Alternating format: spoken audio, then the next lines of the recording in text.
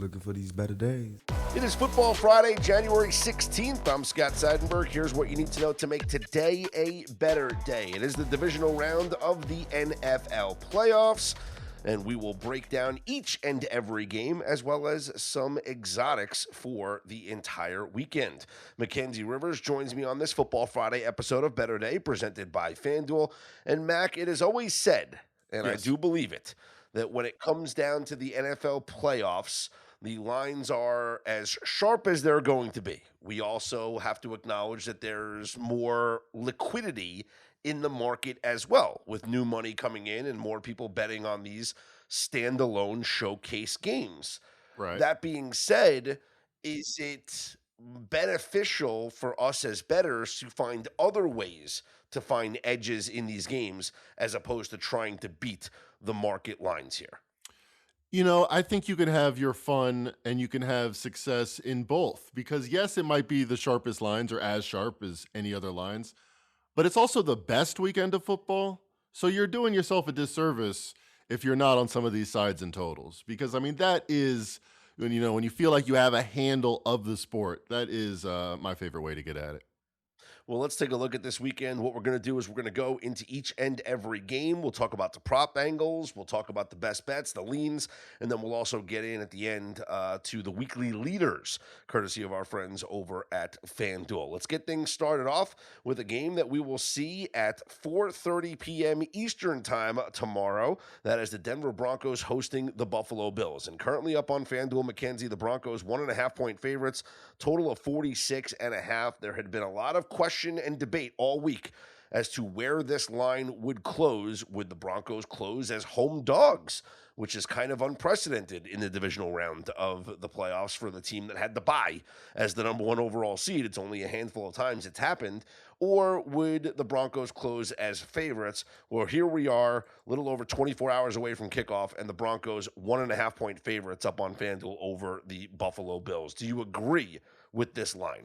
Yeah, Bill's injury report probably was as negative as could have been expected. So, far into the spectrum on that. I think the Bills are going to win, but if they win, if I'm looking at the spectrum of results, they might win like they did last week on a last drive, have the ball, last field goal type situation. I think there's two ways this game plays out. It's that game, and either team could win, or the other half is the Broncos just roll and they're the best man defense. They're the best against the run. They're the best at stopping all the things that the Bills do well. So I could see it go either of those directions. I wouldn't be shocked. Yeah, the way that I want to look at this game is from a number of angles. I've already talked about this ad nauseum, but having the Bills or Broncos, whichever team you were going to give me at plus 1.5, having the ability to tease them up. Yeah, we talked about this 7.5 earlier in the week. is a play. I would much rather have the Bills as the teaser leg here. And so that's what it is. So there you go. You find yourself a dance partner for the Bills, and you have yourself a teaser here. Bills from 1.5 to 7.5. But from a prop perspective, it's Josh Allen rushing props. I mean, this is a guy who averages 8.7 rushing attempts per game in the playoffs in his career, and rightfully so. His rushing attempts prop is taxed. I've seen 8.5 in the market. Up on FanDuel, the over 7.5 rushing attempts is minus 172. So think about the juice that you have to lay for Josh Allen to go over 7.5 rushing attempts. His rushing yardage is at 36.5. That's also been taxed as well. But when you think about it, what have we seen throughout this guy's entire career in the playoffs? We saw it last week as well. The game's on the line with with this Bills team.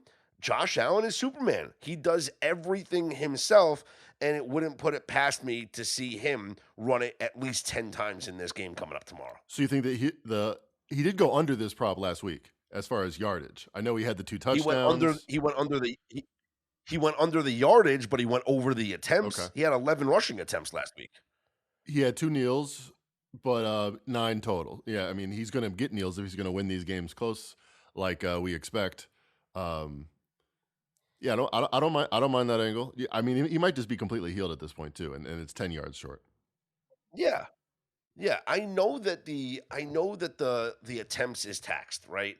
And no one wants to lay minus 172, right? So if you can find like a plus money for an over 8.5 on whatever book that you're playing at, I might still go over 8.5 rushing attempts because you just mentioned it. Kneels are a cheap way to get rushing attempts, and you can get a kneel down at the end of the first Yep. half. You can get kneel downs at the end of the game if they're winning. You can get kneel downs. Heck, Mackenzie, you can get kneel downs if they're just setting up a field goal, right? And they just want to position the football, right? But the thing that makes Josh Allen's rushing attempts so attractive is that whenever this team gets into a 3rd and 1 situation or a 4th and 1 situation, it's a Josh Allen tush push / quarterback sneak. And you can get multiple rushing attempts.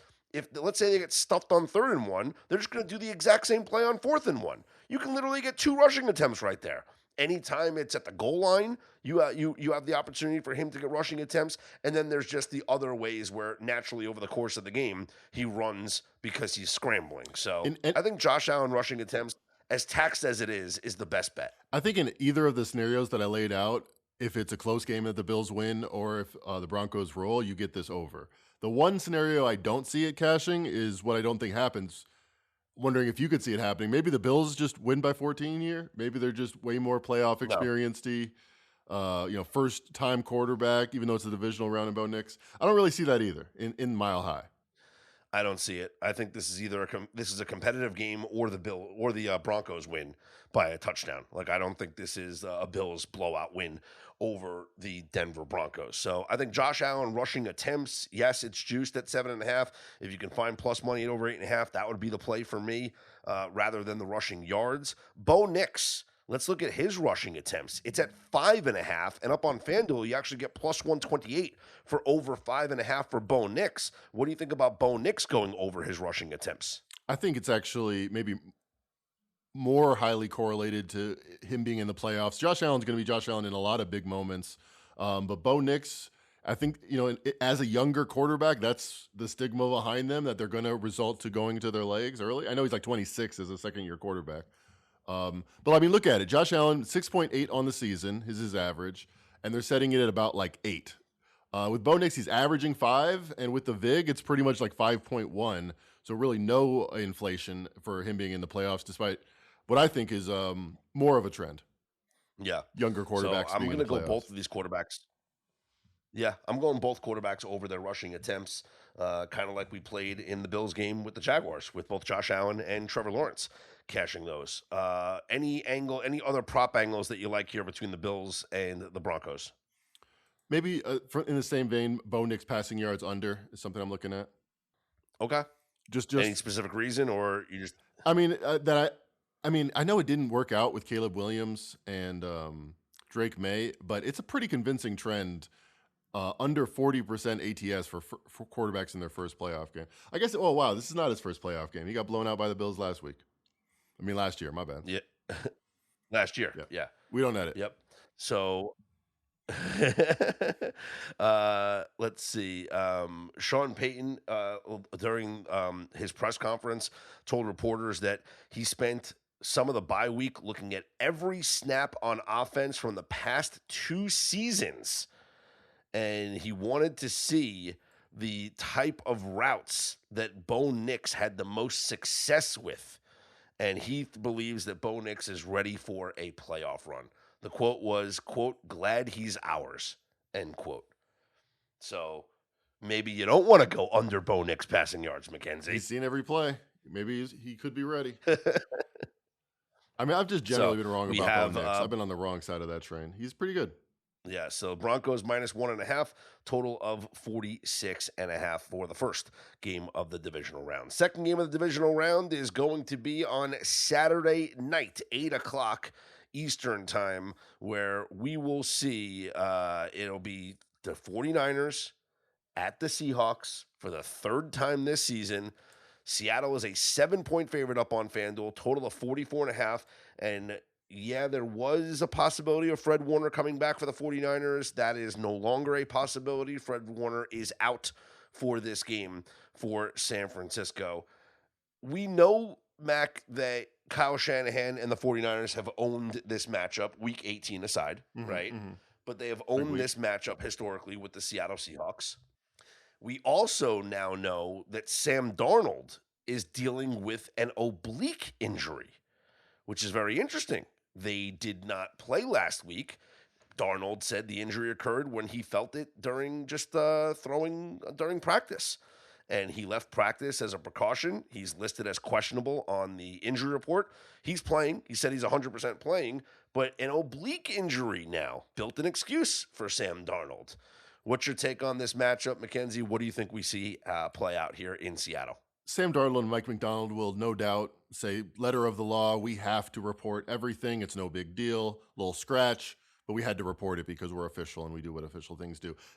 In reality, there's no reason why that needs to be a news headline from Adam Schefter that Sam Darnold is questionable.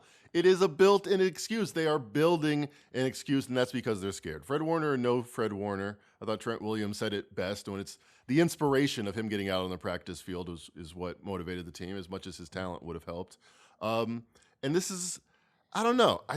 It seems like they do better in Seattle. I know they've dominated this matchup overall, but especially in Seattle, this is a business trip. The 49ers are just very used to winning. I'm cautiously optimistic. I like the +7. I'll tell you that much right now.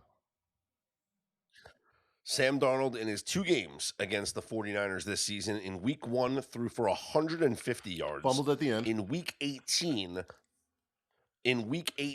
threw for 198 yards. Sam Darnold's passing yardage prop is at 233.5. Why should we not bet the under? No reason. We should bet the under. We should bet the under. Right?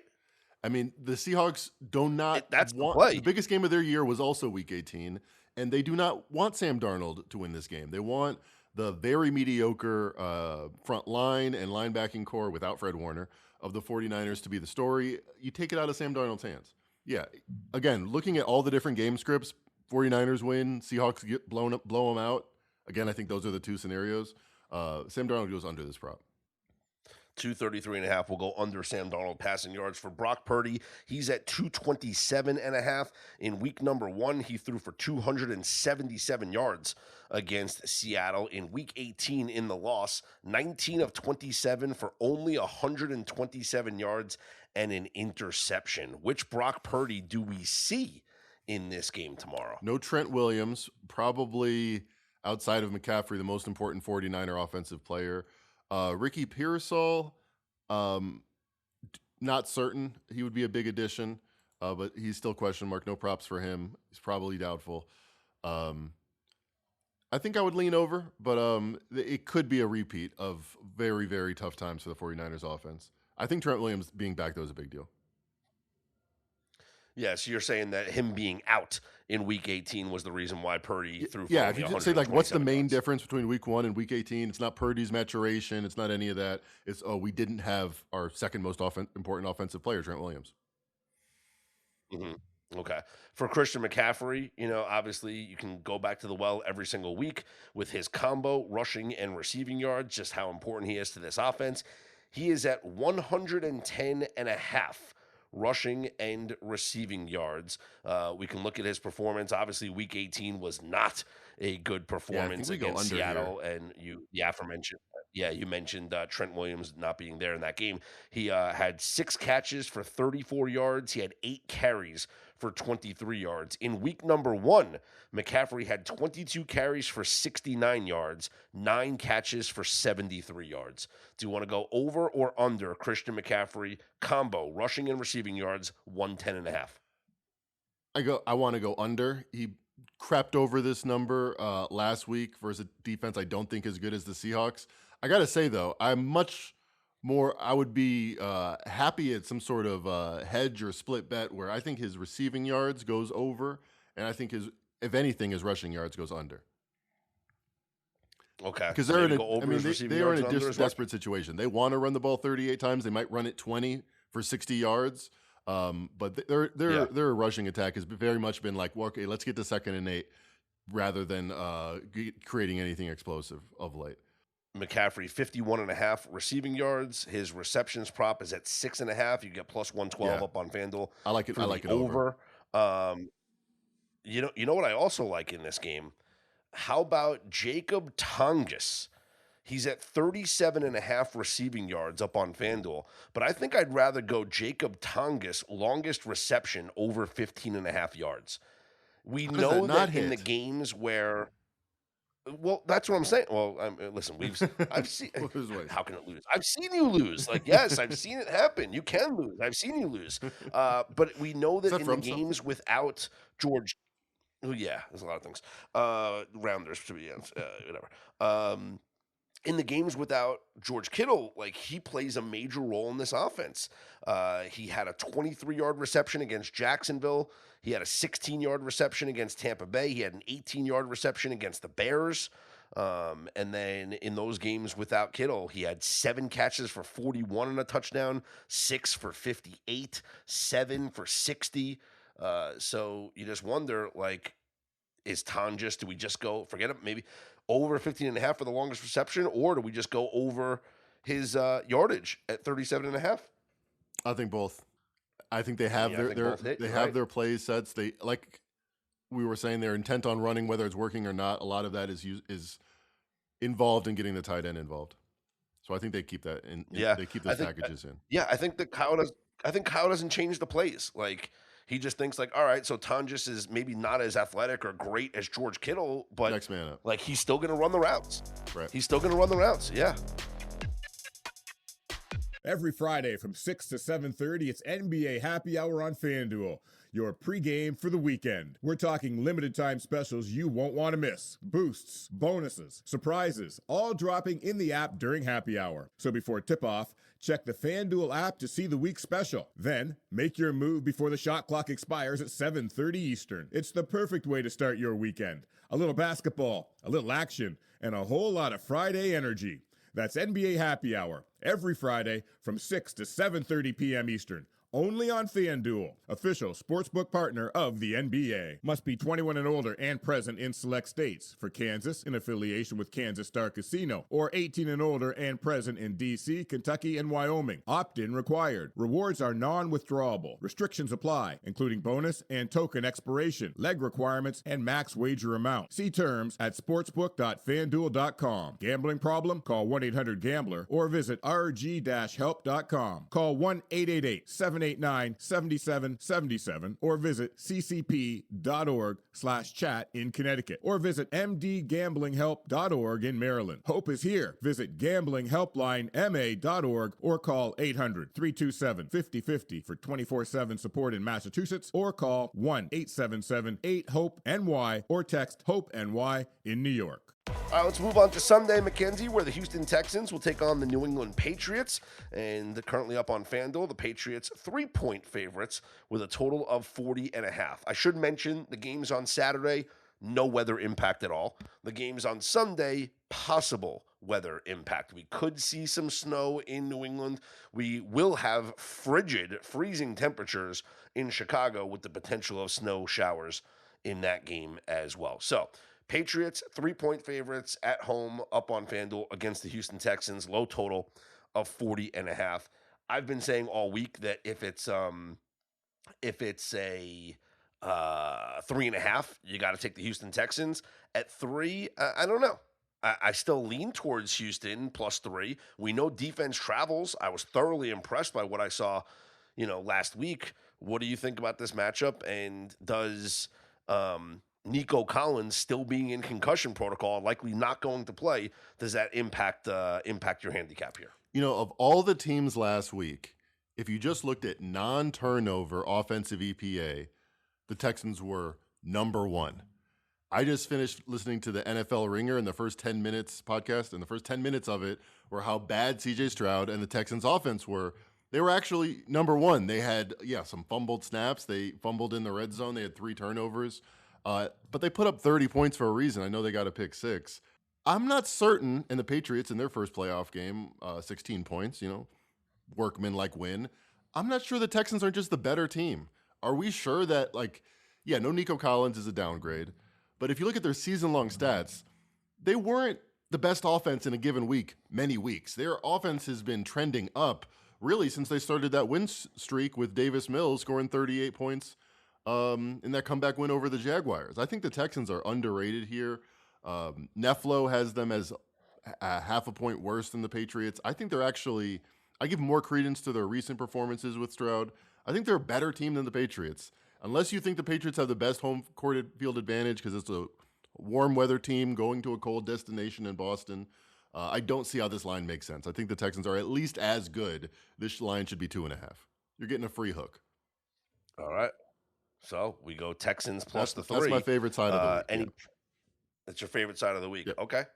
Any prop bets in this game? I mean, what do we think about Drake May? 220.5 passing yards.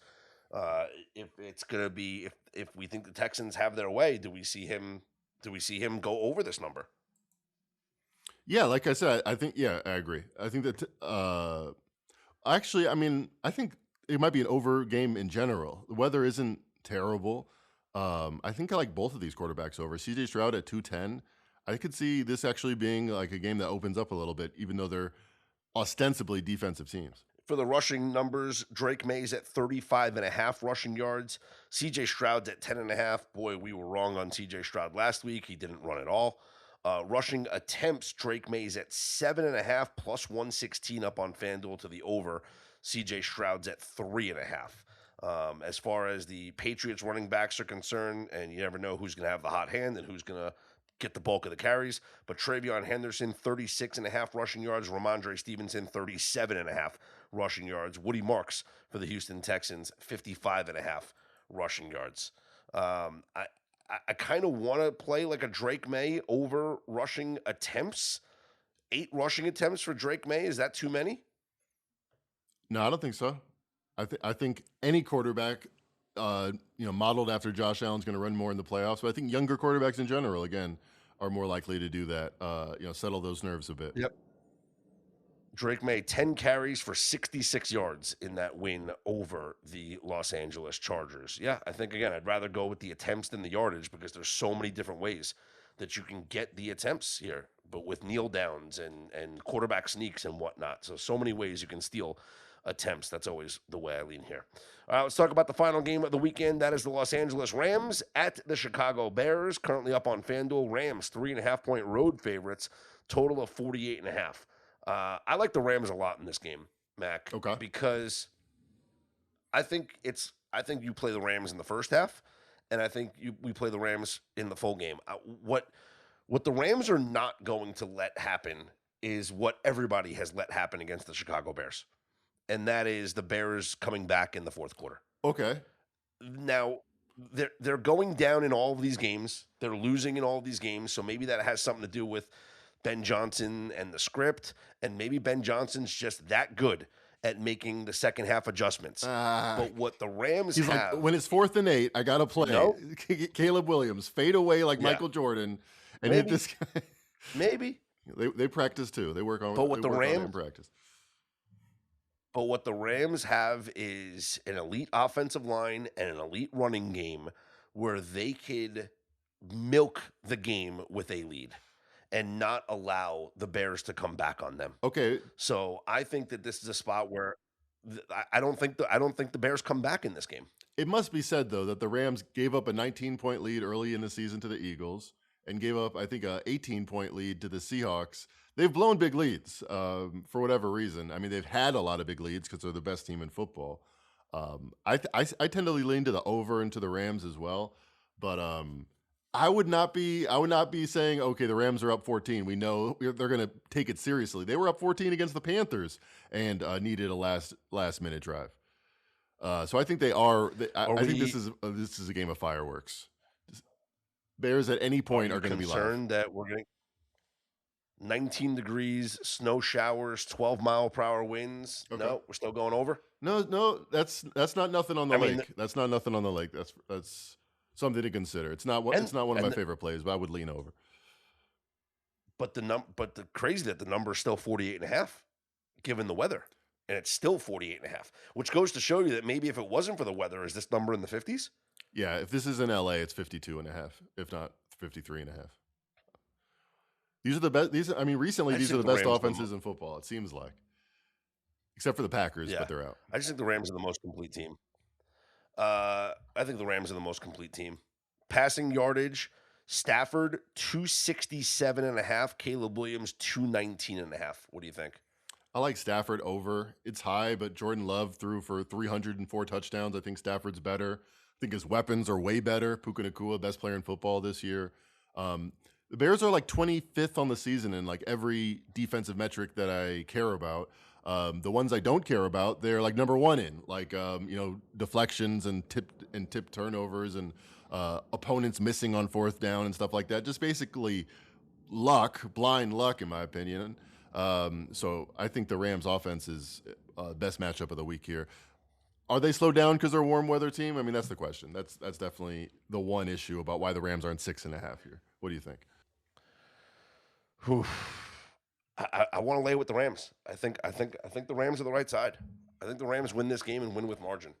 Is Stafford over 267 a safer bet? Just because if the Bears do have some crazy luck, they're gonna and get ahead or get a lot of points, they're still gonna be throwing with Stafford.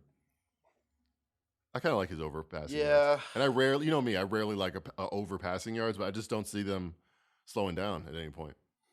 It's a lot considering the weather, but look at what we saw last year. Like they went into Philadelphia in the snow, and Stafford threw for 324 yards, and they almost won that game. Yep.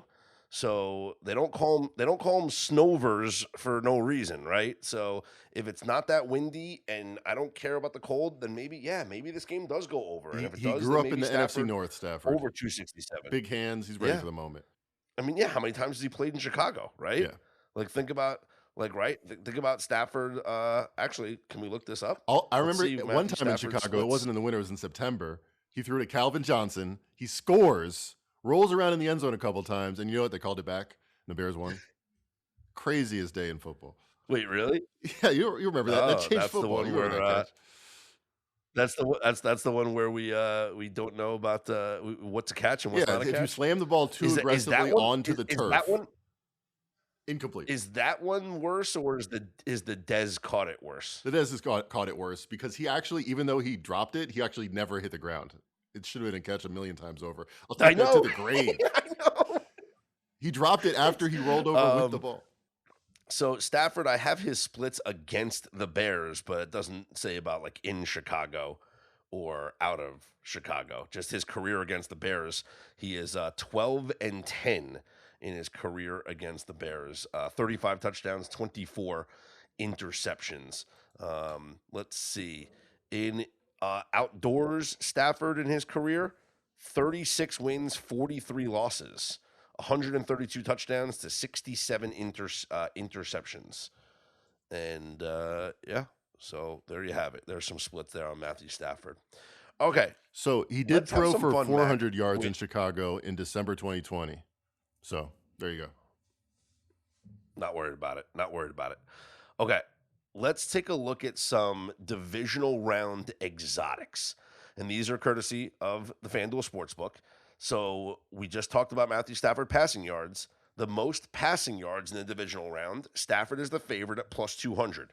Sam Darnold, the second favorite at plus 500. Mm-hmm. Brock Purdy plus 600. Caleb Williams plus 700. Drake May plus 700.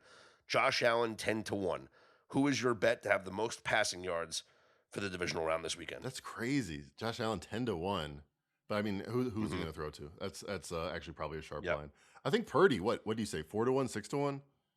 That range. Purdy is 5-1. I think Purdy's 6-1. I think Purdy's the bet. I think Stafford is the most likely, but there's a lot of scenarios where the 49ers are down. They're going to be able to. I mean, Nick Mullins threw for 350 yards in a couple of games with the 49ers. So I like the tails of Brock Purdy. Unfortunately, if they're losing. Okay. I think I'd go with. Man, I don't Josh know Allen is the worst. It seems wrong. What'd you say? Josh Allen is expected to be the lowest. It seems wrong, but I mean, I guess it seems right as well. Yeah, right. Complete. All right. Let's go with. Let's see. Next prop we'll talk about is the most receiving yards, and this is for tight ends only. Okay? Tight ends only. Colston Loveland of the Bears is the favorite at plus 220. Dalton Schultz of the Texans is plus 440. Hunter Henry of the Patriots plus 550. Dalton Kincaid of the Bills plus 700. Keep going. Jacob There we Tungus go. from the 49ers 7-1. AJ Barner of the Seahawks 11-1. Tongus The play is 7 to clear. 1. It's plus.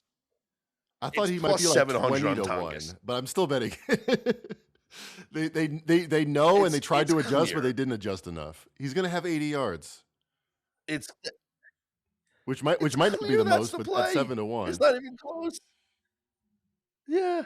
That's fantastic. We're getting that. That's a winner. I'm placing that bet. Jacob Tungus, most receiving yards amongst tight ends here in the divisional round. All right, let's get a couple of more of these exotics. How about the highest scoring game?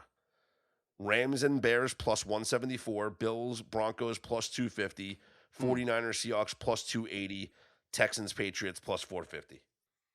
Man, Texans, Patriots. You would say Bears and Rams, right? Bears and Rams are the most likely, but what are they? 2 to 175, right? You're not even getting 2 to 1. Yeah, plus 175. So yep. It's got to be like 40% chance, and there's 4 games. I think I wish I was getting more than plus 450, but I think the Texans, Patriots, both of those quarterbacks could get loose. I think it could be like 27-24 or something, which might not be the most, but it might be. How about the lowest scoring game, Mackenzie? Patriots, Texans plus 162, 49ers, Seahawks plus 270, Bills, Broncos plus 300, Rams, Bears plus 410. I mean, lowest scoring there game. could be a game that's it's very easy to, in my mind's eye, see just 13-3 Seahawks, just like it was in Week 18. I mean, we just had the game. Maybe Trent Williams doesn't make that big of a difference. So I think that's the second favorite. Probably should be the favorite. Just there's a lot of worlds where it's 13-3, just exactly the same, almost. Okay, highest scoring team. Rams plus 300, Seahawks plus 310, Broncos plus 600, Patriots plus 700, Bills plus 700, Bears plus 800. Highest scoring team. Who's it going to be? Bears at plus 800 seems like there's value. I mean, they obviously have to win the game, which I don't think will happen. But if they win, it's probably going to be like 35-31 or something. And that's a good point. Plus 800 does seem like value.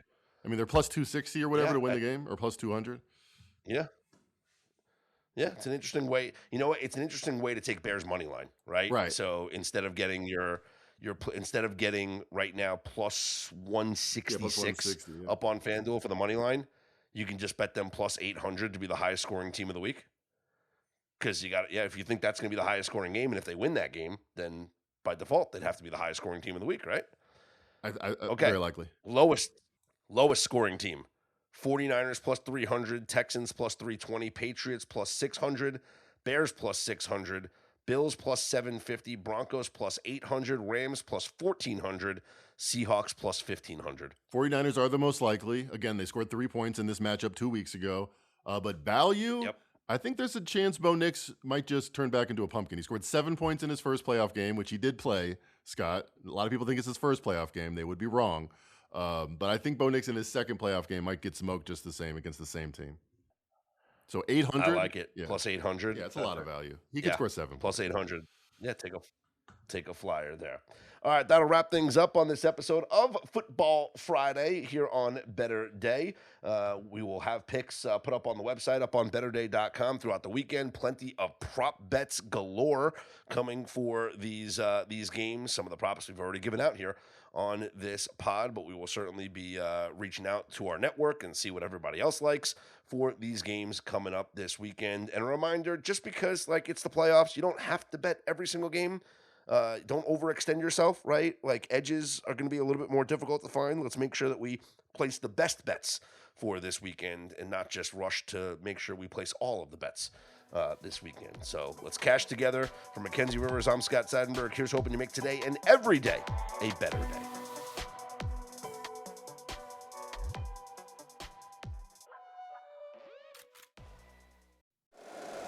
If you like the show, please take a moment to rate, review, and subscribe. It really does help the show to grow. Thank you for listening.